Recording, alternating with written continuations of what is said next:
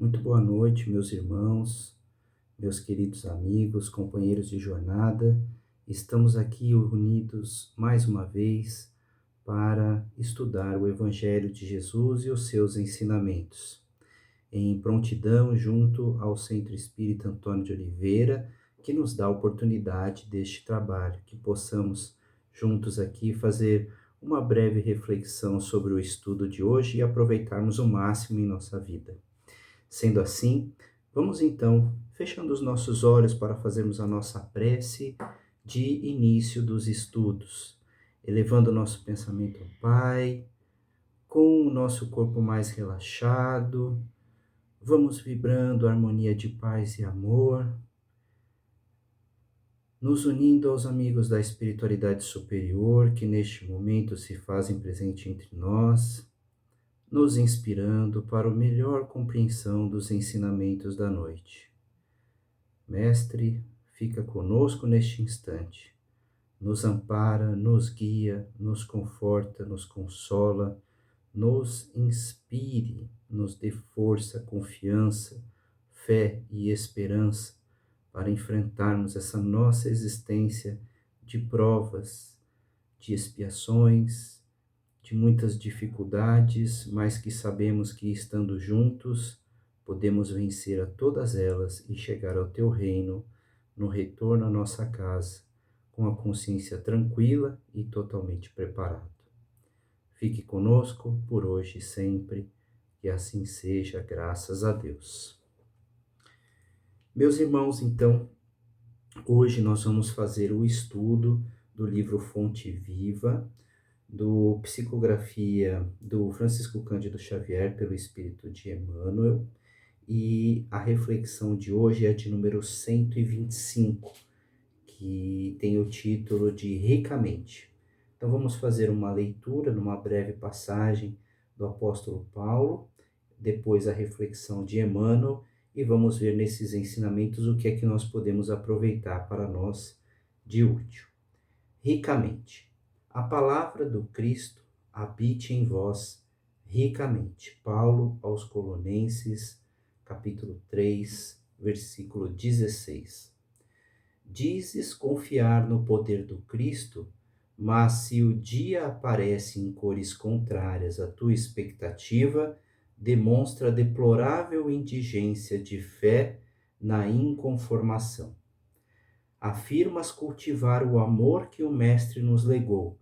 Entretanto, se o companheiro exterioriza pontos de vista diferentes dos teus, mostras enorme pobreza de compreensão, confiando-te ao desagrado e à censura. Declaras aceitar o Evangelho em tua simplicidade e pureza, contudo, se o Senhor te pede algum sacrifício perfeitamente compatível com tuas possibilidades, exibes incontestável carência de cooperação, lançando reptos e solicitando reparações. Asseveras procurar a vontade do celeste benfeitor.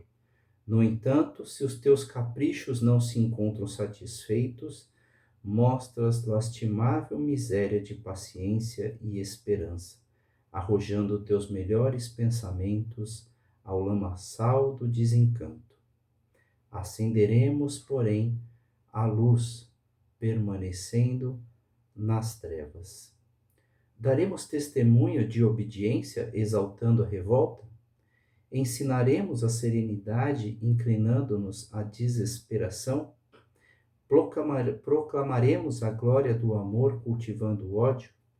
A palavra do Cristo não nos convida a marchar na fraqueza ou na lamentação, como se fôssemos tutelados da ignorância.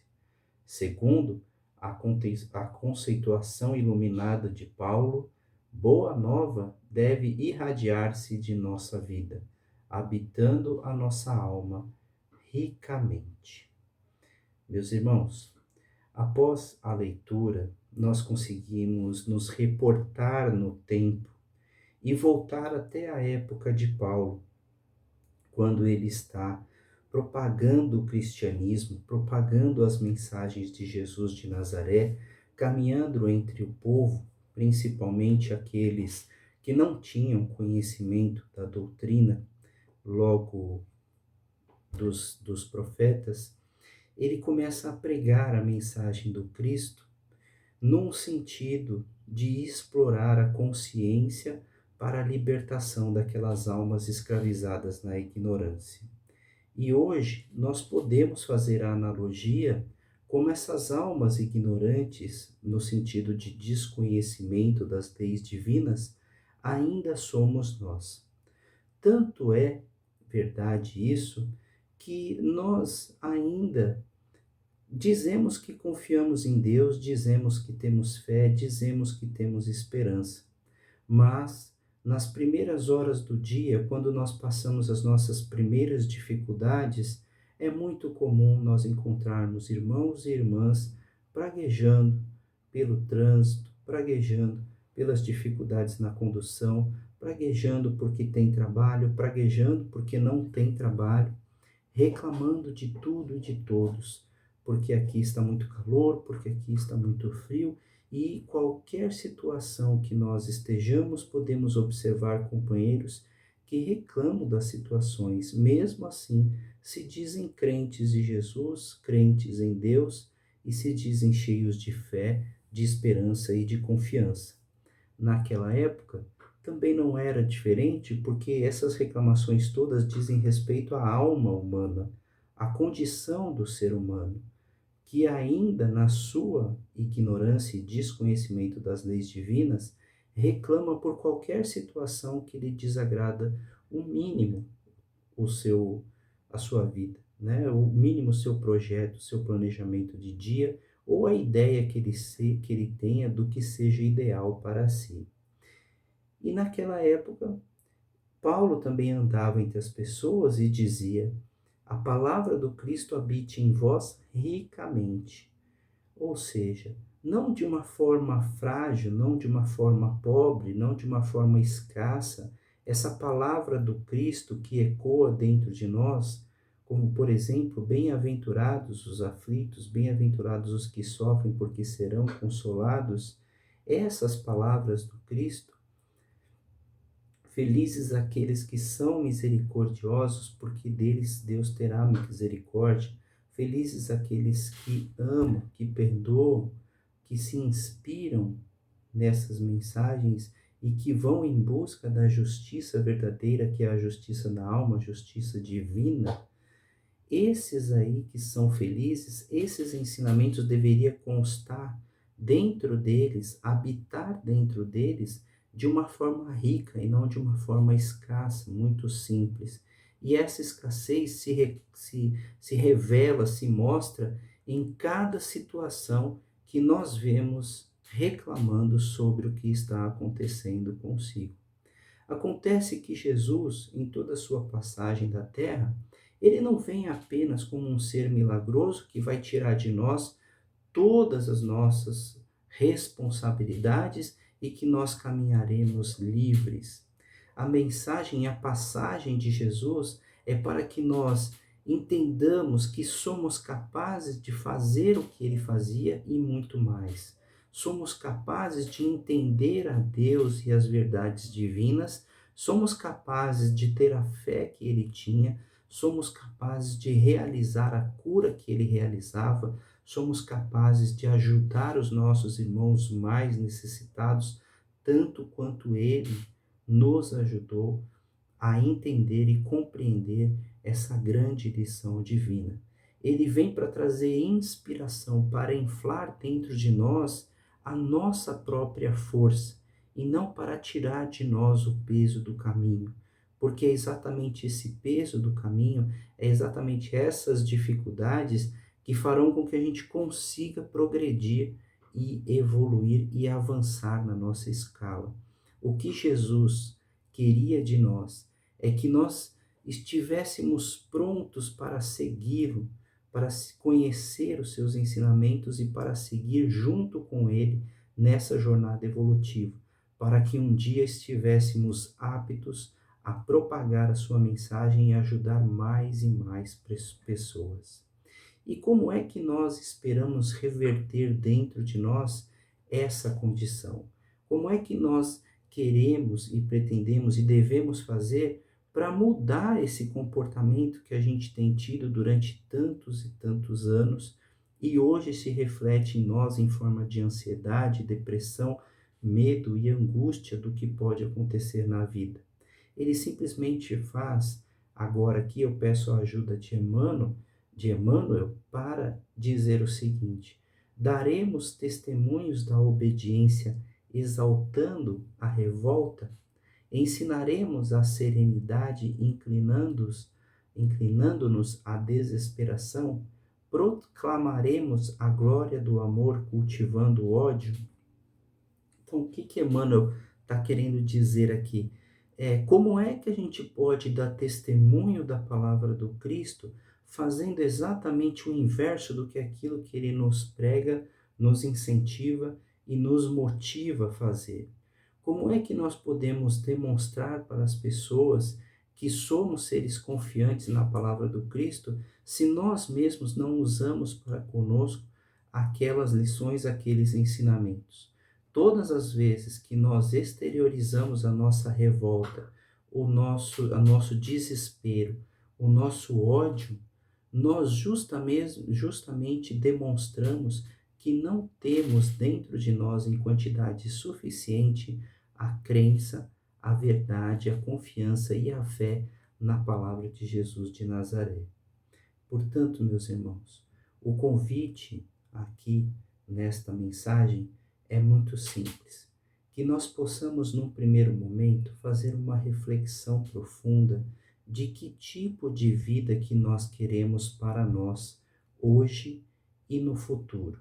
Na hora que eu fizer essa reflexão, eu não posso deixar de ver e de avaliar se o que eu estou fazendo hoje refletirá no futuro como uma condição positiva. Porque pode ser que hoje, no acúmulo das minhas pendências, dos meus débitos, eu esteja vivenciando uma situação difícil. Mas o que a palavra de Jesus nos esclarece é que se eu seguir aqueles ensinamentos, aquele modo de viver de Jesus, que é um modo leve, confiante, é um modo, mas também não deixa de ser um modo atuante no desenvolvimento do bem dentro de nós, se eu me propuser a fazer isso, eu começo pouco a pouco a plantar uma semente do futuro que eu desejo. Qual de nós não gostaria de ter uma família harmoniosa?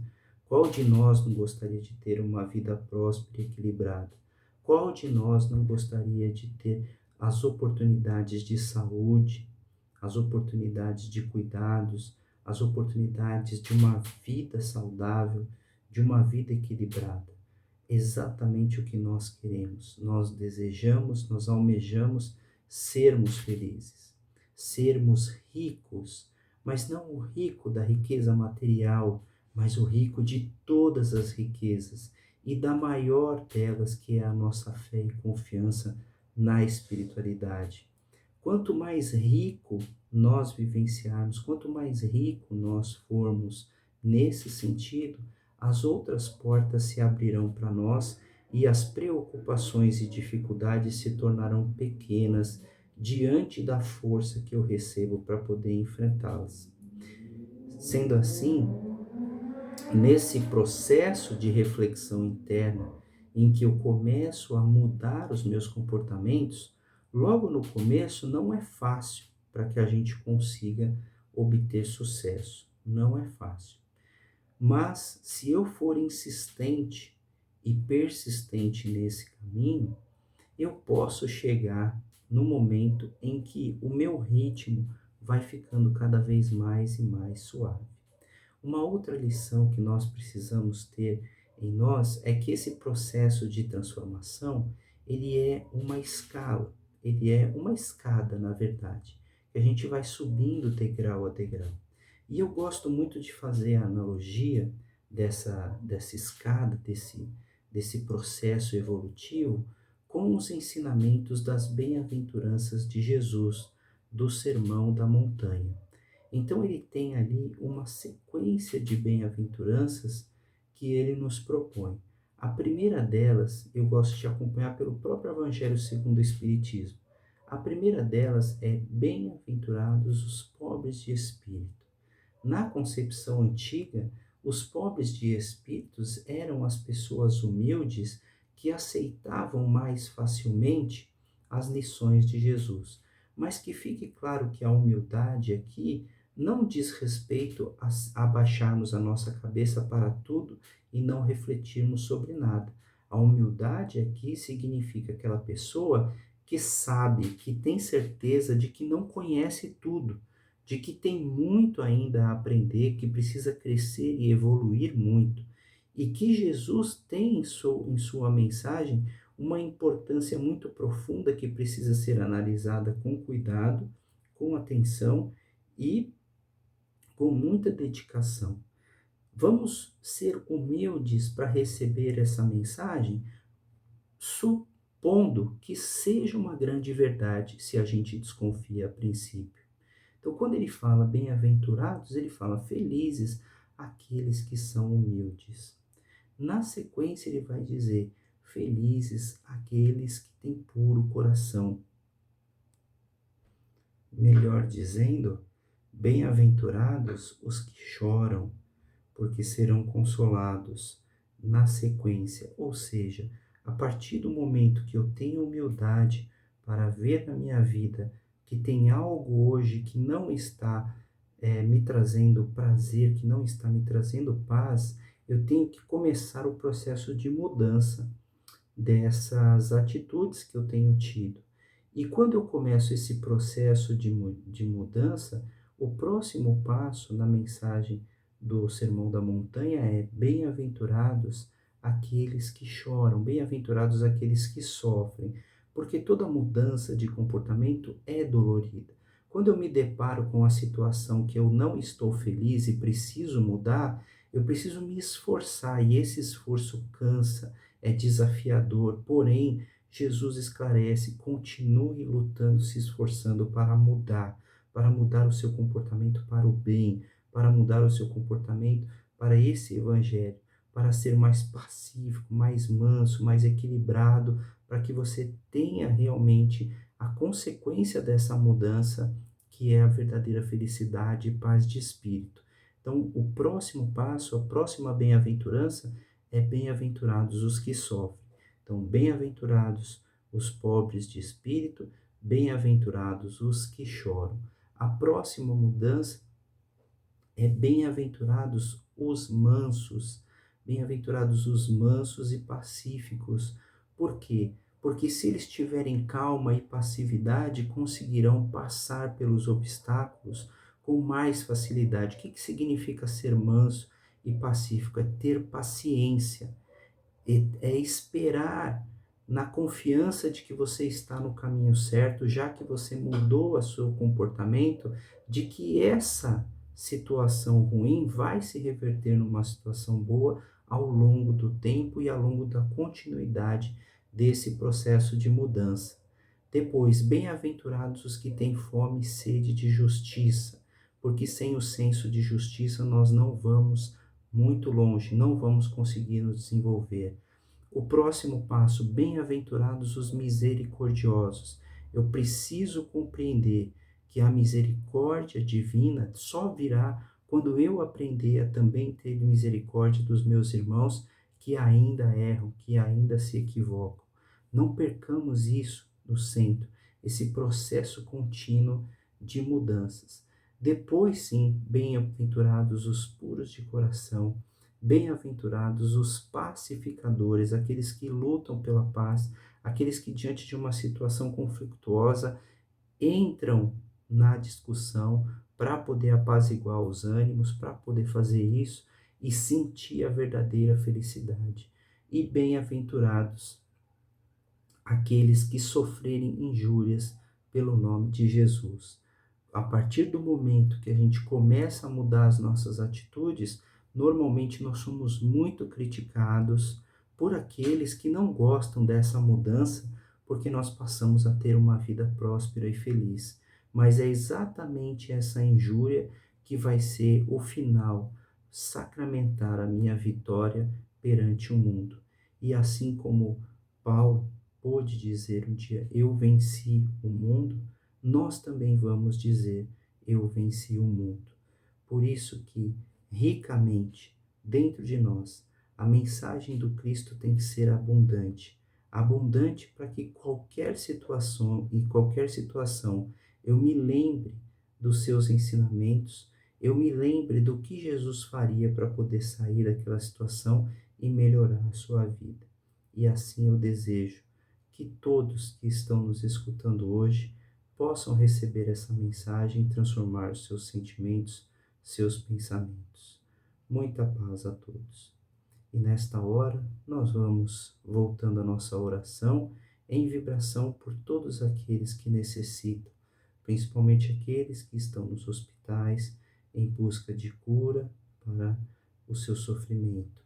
Que os médicos sejam inspirados, Senhor, que eles possam receber essa cura na data de hoje.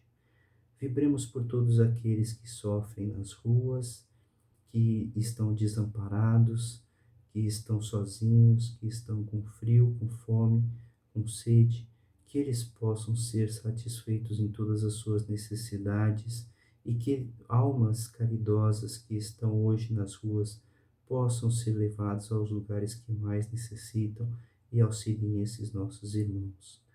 Vibremos também pelo nosso planeta Terra diante de tantos conflitos, onde nos deparamos com as maiores provações que os seres humanos podem passar atualmente, que seja emanado uma força, um fortalecimento, uma coragem para todos. E assim, Mestre Jesus, amigos do Centro Espírita Antônio de Oliveira, agradecemos a presença de todos, agradecemos a presença dos amigos espirituais que nos inspiraram hoje, por essa oportunidade de estudo, de avanço, de glória para todos nós. Que seja feita a vontade do nosso Pai que está nos céus, que assim seja, graças a Deus.